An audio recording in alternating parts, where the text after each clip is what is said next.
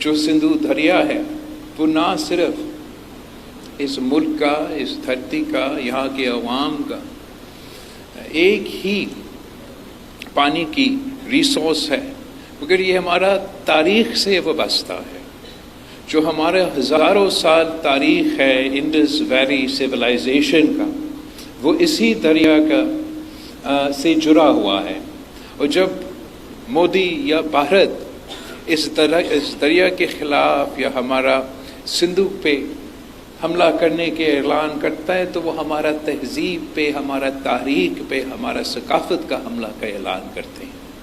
اور میں سمجھتا ہوں کہ چاہے وہ پاکستان کے عوام ہو، چاہے وہ بھارت کے اپنے عوام ہو، وہ ان کے حکومت کا اس فیصلے کے خلاف ہے۔